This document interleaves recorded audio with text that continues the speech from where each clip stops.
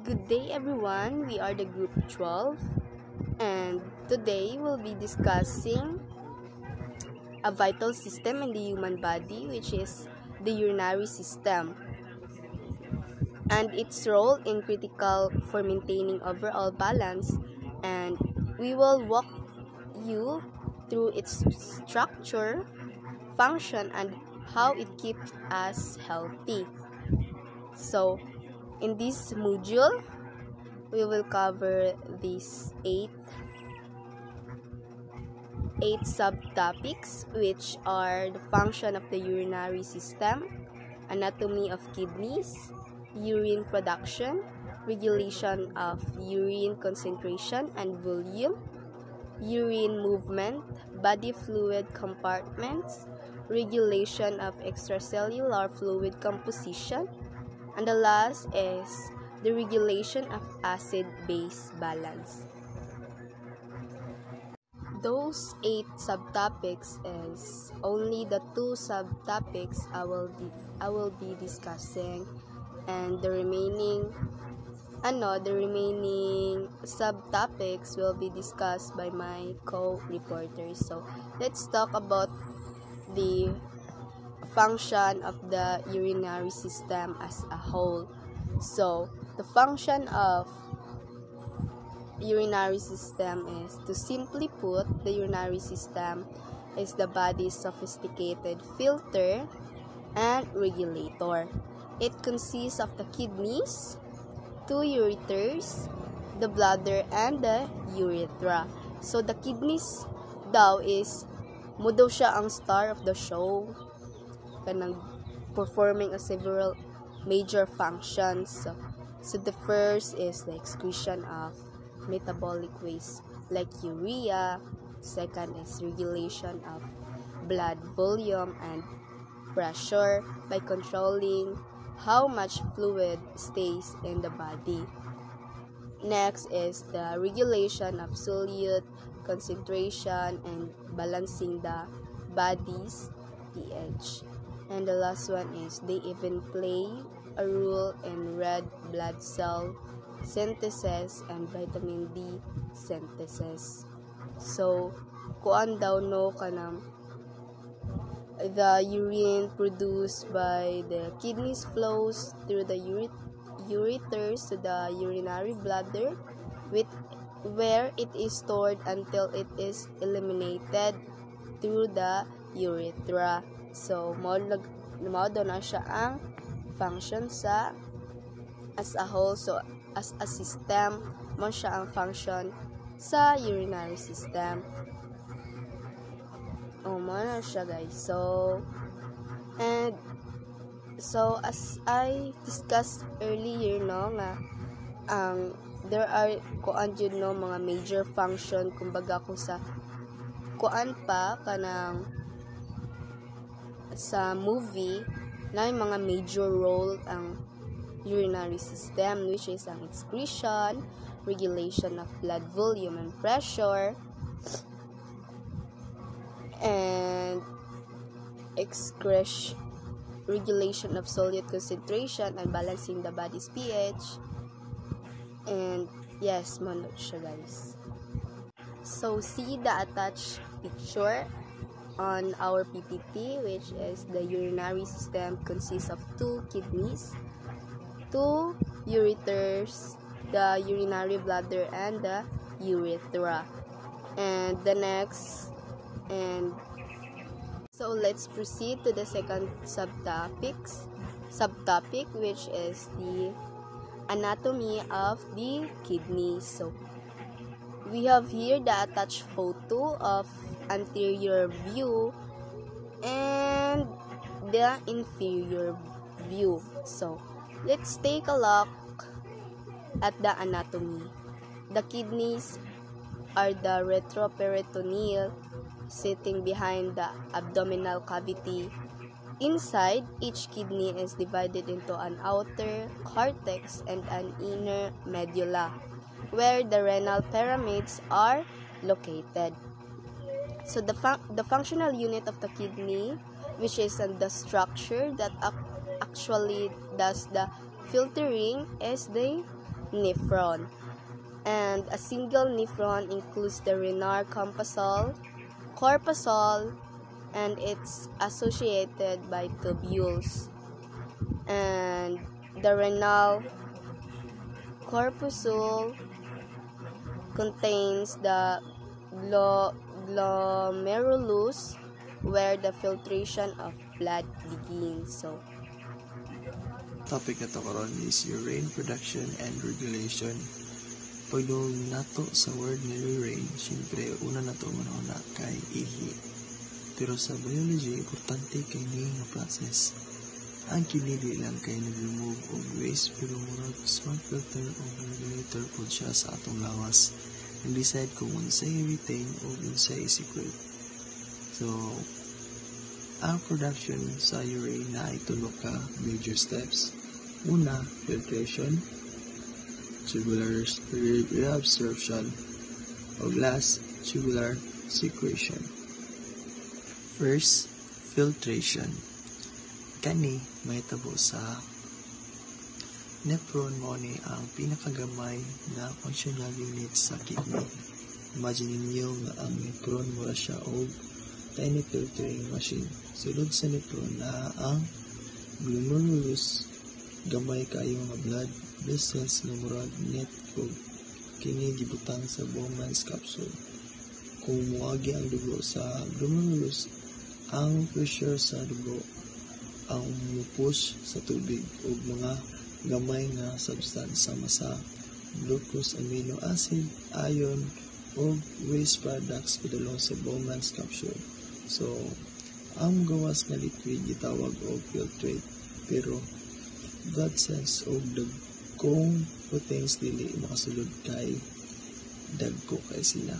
Kung ang sympathetic activity sa lawas mo taas, meaning stress or active ta, mo decrease ang blood flow sa kidney, resulta less filtrate o less urine. Kung relax ang lawas, mas daghan ang filtrate o mas daghan ihi. So, ang filtration mura siya o siya screening process sa kidney. Gina-separate niya ang hugaw gikan sa mga useful substance. So, second, tubular reabsorption. Uman sa filtration, dili tanan ihion. Kung ihion na tanan, nutrients o tubig, madeblita. Mao nga, musunod nga tubular reabsorption, dili ginabalik sa dugo ang mga useful substance. Around 99% sa filtrate ma-reabsorb balik sa blood o 1% ra ang mahimong urine. Unsa ang ginabalik sa blood? Glucose o amino acid for energy o tissue repair. Ion sama sa sodium, potassium, calcium, bicarbonate o chloride. Water para ma-hydrated ang body. Different parts sa nephron handle sa different amounts sa reabsorption. 65% sa filtrate ma-reabsorb sa proximal convoluted tubule, diri ma-recover ang most nutrients o water. 15% sa loop of Henle, mostly water o salt. 19% sa distal convoluted tubule o collecting duct, depende sa need sa lawas. Kung kulag tubig ang lawas, like hydrated ka, mas daghan i-absorb nga tubig. Kung sobrang tubig, mas gamay ang i-absorb, so mas daghan ang ihi. So last, tubular secretion. Ang tubular secretion mo ang last steps sa urine production. Diri ang kidney actively nag-remove sa substance gikan sa blood padulong sa nephron. Hydrogen ion para sa balance sa blood. Metabolic products, waste sa cells. Some drugs like medicine nga dili kinahanglan sa lawas. Think of it As the final cleaning step, ginasecure niya nga ang tanan hugaw ug excess chemicals ma-remove before mahimong urine. Regulation of urine concentration and volume. Dili lang ang nephron nag-decide sa urine output, naapod hormones nga nag-control kung pila tubig ug salt ang i-retain o i-secrete. Renin-angiotensin aldosterone system. Kung maubos ang blood pressure, ang kidney mo release og renin converts liver protein called angiotensinogen into angiotensin. Unya, mahimong angiotensin pinaagi sa ACE enzyme. Ang angiotensin mo-constrict sa blood vessels, taas ang blood pressure, stimulate aldosterone, increase reabsorption of water, mas taas ang blood volume. ADH, antidiuretic hormone. So si ADH gikan sa posterior pituitary mo ma-release siya kung taas ang concentration sa dugo, kulang tubig, low ang blood pressure. Function niya, increase water reabsorption sa distal tubule o collecting duct. Results, less urine, mas concentrated. Atrial natriuretic hormone o ANH, ENP. Kung taas ang blood pressure or sobra ang volume sa dugo, ang right atrium sa heart mo release og ENH. Iya-role option sa aldosterone, ginapagawa niya ang sodium ug water. Results, blood pressure or volume mo decrease. Good day, everyone. I am Hermay Rose Patindol. Today, I'll be discussing the urine movement, specifically the anatomy of histology of ureters, urinary bladder, and urethra. We'll also explore how these structures work together to move urine from the kidneys to the outside of the body. After that, we'll transition into body fluid compartments and understand how water and ions are distributed throughout the body. Let's start with the ureters. The ureters are small tubes that carry urine from the renal pelvis of each kidney to the urinary bladder. They're lined with transitional epithelium, a type of tissue that stretches as the volume of the urine increases. Smooth muscle in their walls contracts in waves, a process called peristalsis, which pushes urine toward the bladder. Next, the urinary bladder is a hollow muscular organ located in the pelvic cavity just behind the pubic symphysis. Its main function is to store urine until it's ready to be expelled. The bladder can hold from just a few milliliters up about 1,000 ml of urine. When its walls stretch, they trigger reflexes that signals the need to urinate. Inside the bladder, it is called the trigone, a triangular region between the openings of the ureters and the urethra. The bladder will contain smooth muscle called the storsor muscle, and like the ureters, it's lined with the transitional epithelium, which changes shape. It appears columnar when empty and flattens when full.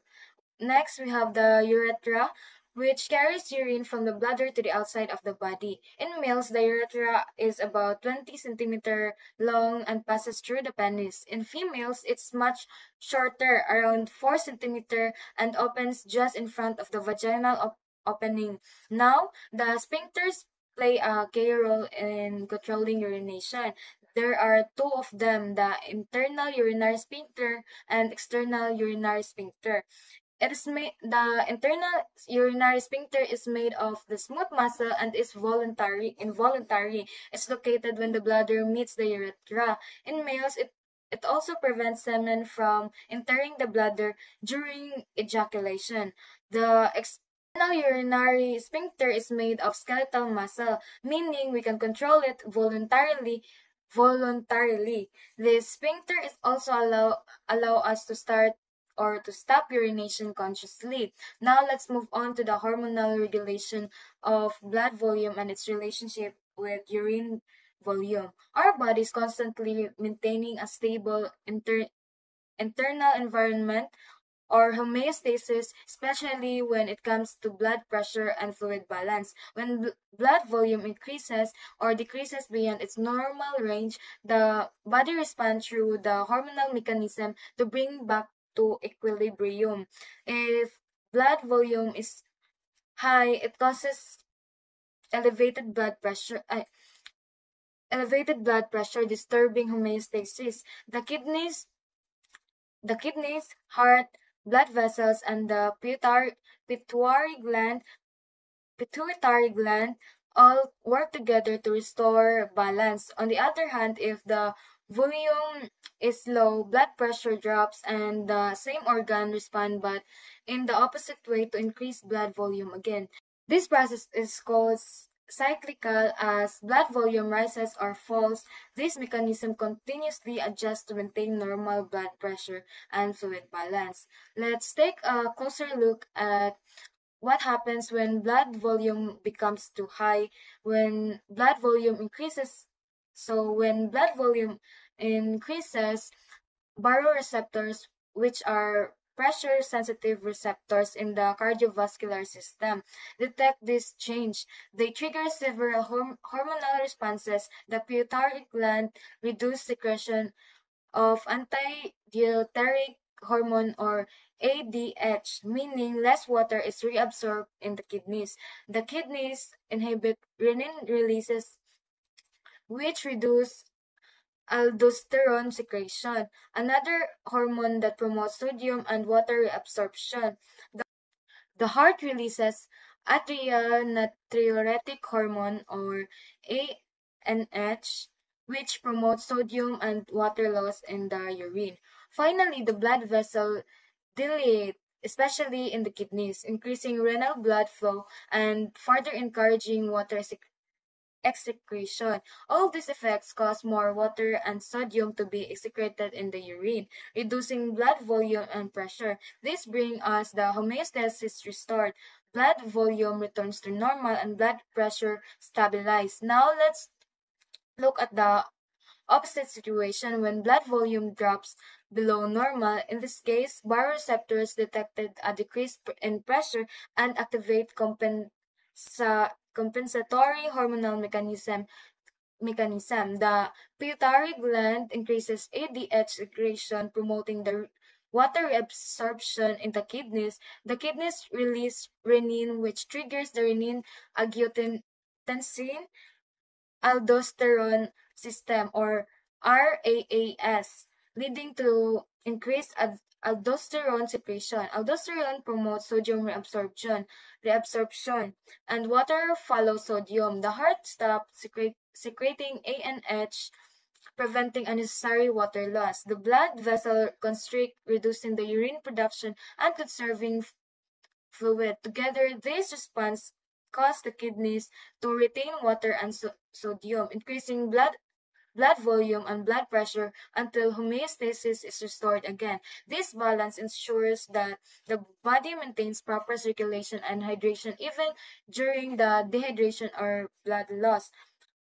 Next, let's take a look at the structure responsible for urine transportation, the ureters and the urinary bladder. As shown in this diagram, the ureters extended from renal pelvis of each kidney to the urinary bladder. They are narrow muscular tubes lined with transitional epithelium, a special type of tissue that stretches as urine passes through. Beneath the lining is smooth muscle which contracts rhythmically through peristalsis.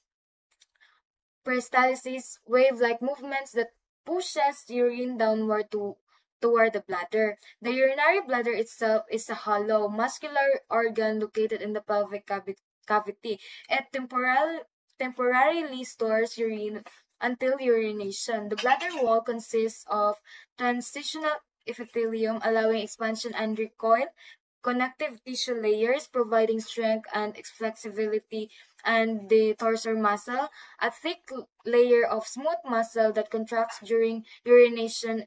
Inside the bladder is triangular area called the trigone, defined by the openings of the two ureters and the urethra.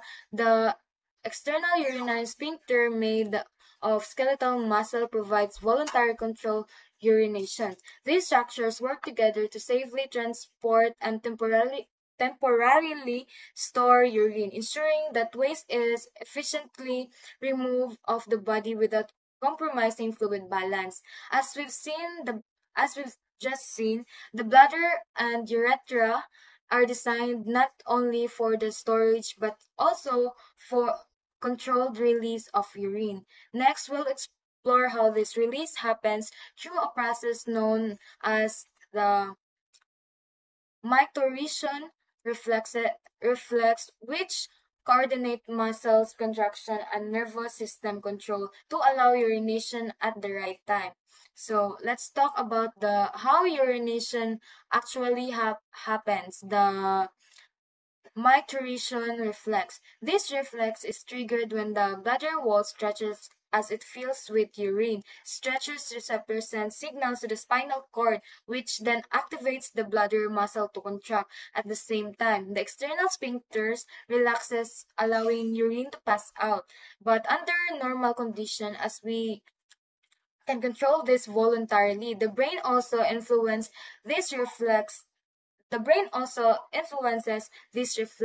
Higher brain centers can either inhibit or promote urination. This is why babies who lack full of brain control urinate involuntarily. Voluntary control usually develops around 2 to 3 years of age.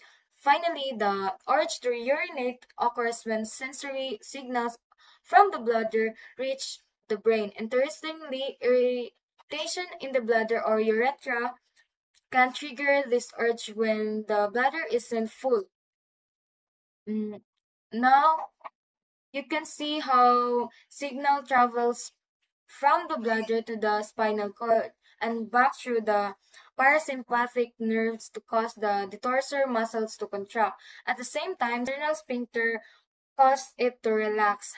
Higher brain centers in the cerebrum and pons can also control this process, either delaying or allowing urination. The intracellular fluid, or ICF, is the fluid inside our cell, and it has a consistent composition throughout the body. It contains high concentration of potassium, magnesium, phosphate, sulfate ions, but lower concentration of sodium, calcium, chloride, bicarbonate ions compared to extracellular fluid. Also, proteins are more abundant in the intracellular fluid. In short, the chemical makeup of both intracellular and extracellular fluids stays stable to maintain homeostasis.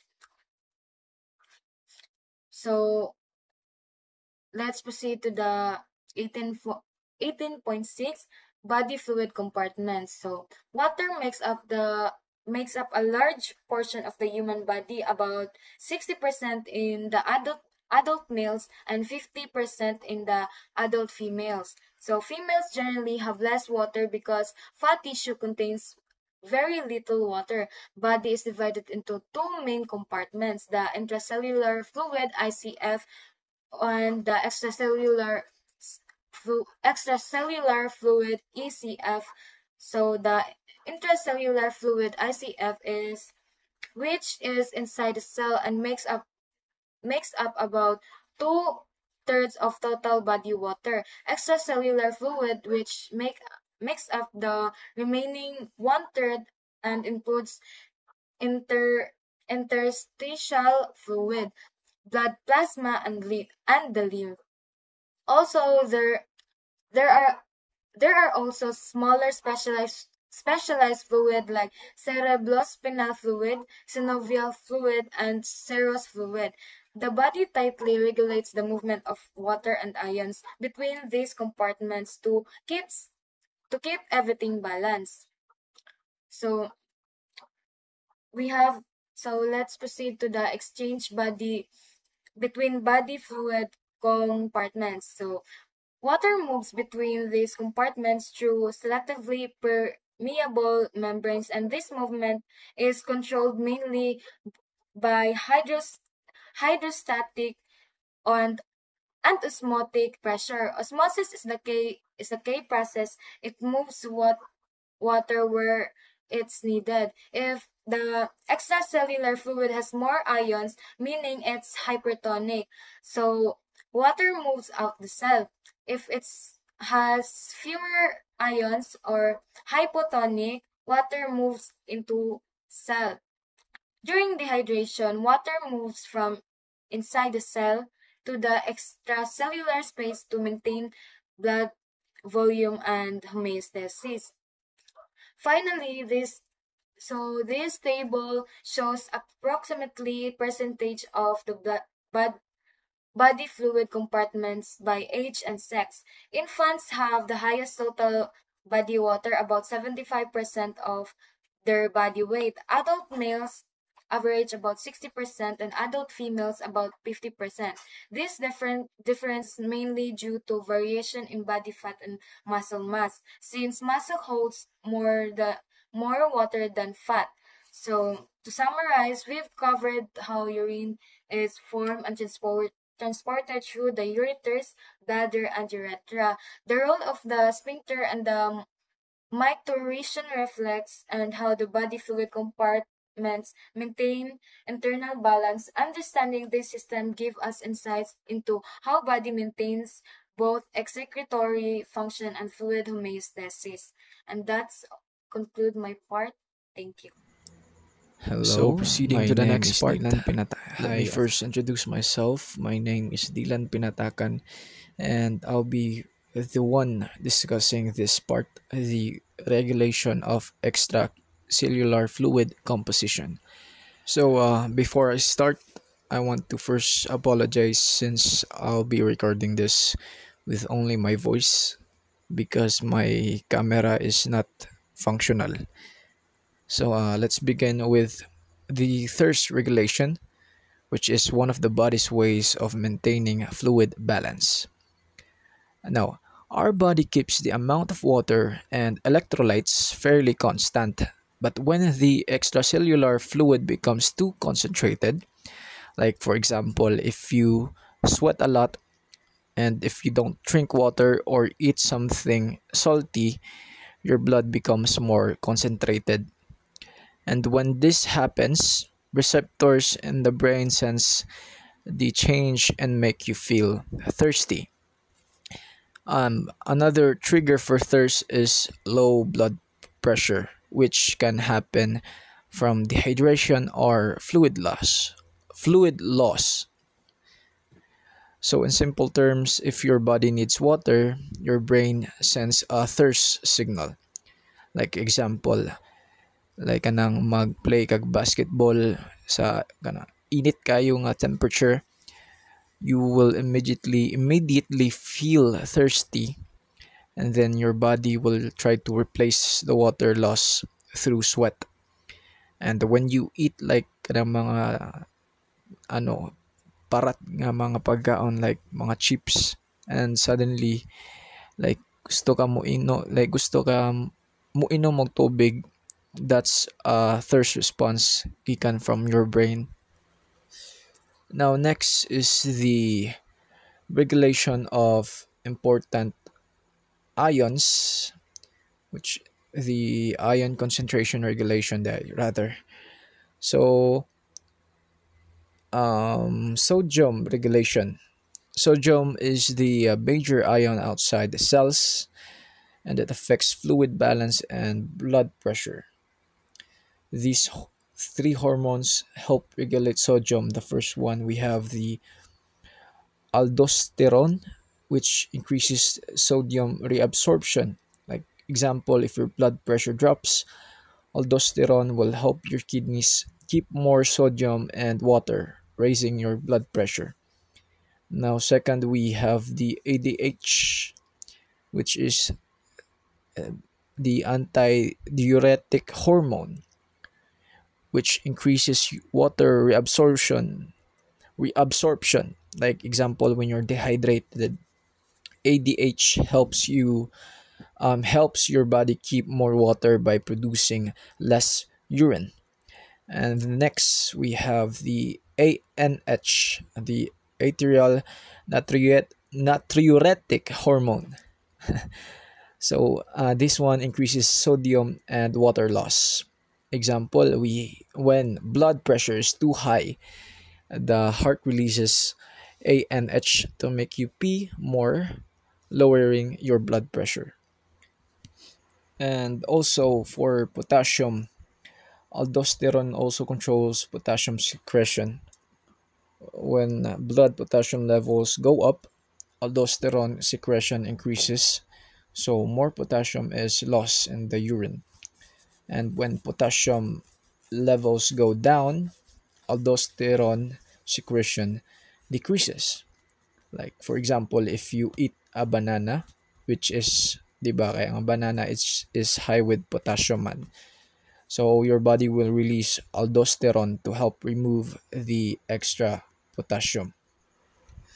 So the third one, which is the parathyroid hormone, it increases extracellular calcium by stimulating bone resorption, increasing calcium reabsorption in the kidney, and increasing vitamin D synthesis.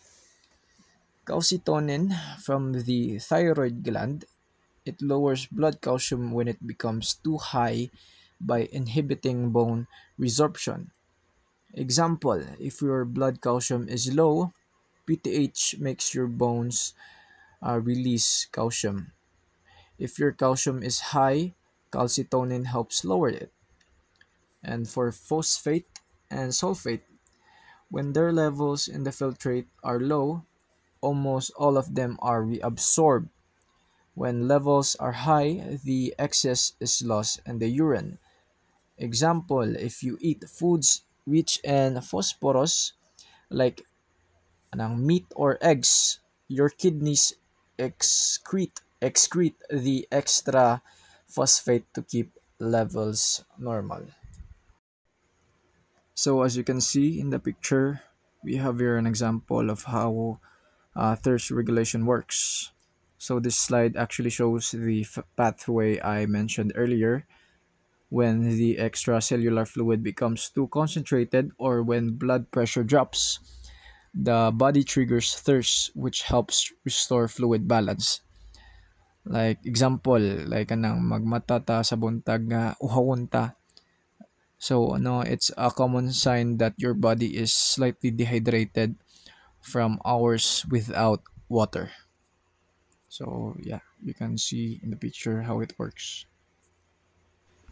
So proceeding to the next topic, the regulation of acid-base balance. First, we have the buffers. We have three main buffer systems that resist changes in pH. First, we have proteins. Second, the phosphate buffer system. And the third one, the bicarbonate buffer system. These buffers act like chemical shock absorbers that help prevent sudden changes in blood pH. Example, when you drink something acidic like soda, the bicarbonate buffer system helps neutralize the acid so your pH doesn't drop. And we have here the respiratory system. It also helps regulate pH, and it works very quickly. Like if increase the respiratory rate, it removes more CO2.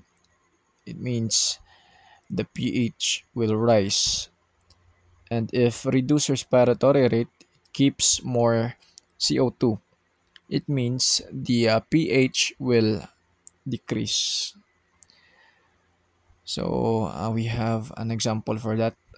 Like when you breathe fast, like during kanang magpanic or stress, like kanang mag-hyperventilate ka, you will exhale too much CO2, making your blood more alkaline or alkaline. I don't know the pronunciation. So on the other hand, holding your breath increases CO2 and makes your blood more acidic.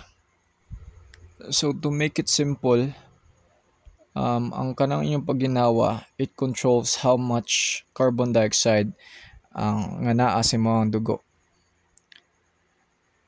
So if you breathe fast, like if paspas imong ginhawa, you will blow out a lot of carbon dioxide. So if less carbon dioxide in your blood becomes more less acidic, basta. And your pH will go up. Like example, like kana lagi mag-hyperventilate mo na uban taong malipong. That happens when your blood becomes less acidic. So if when you breathe fast, I mean slow or hold your breath, carbon dioxide will build up in your blood. So meaning if more carbon dioxide, more acid.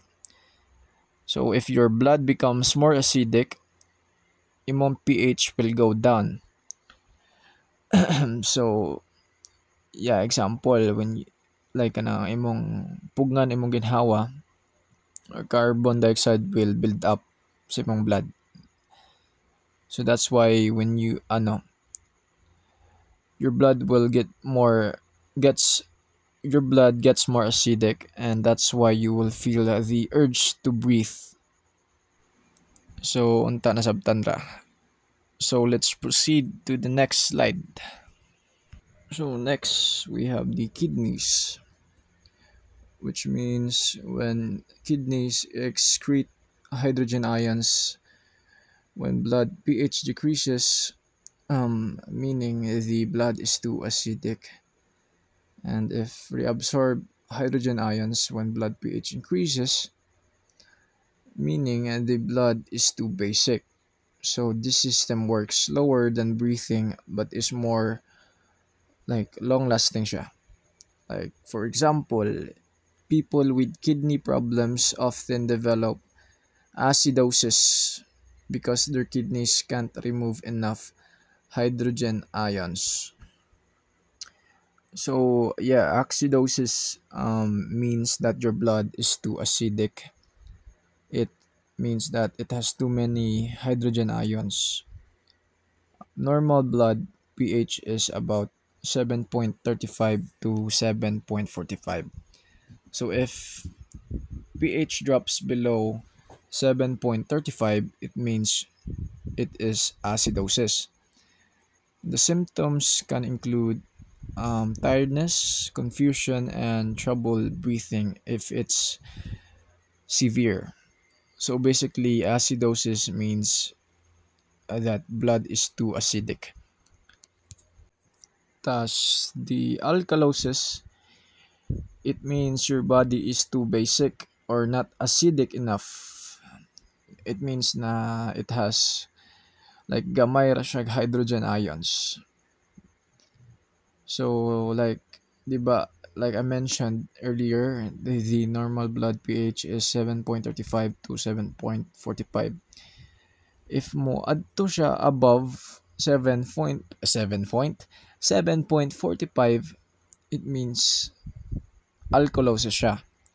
Ang symptoms ani is anang mag-twitch imong muscles, magkurog imong kamot, or like kanang sitaga na if you have a feeling of like kanang lightheaded ka, if serious siya nga problem, like alkalosis nga problem. So basically alkalosis is if when your blood is too basic.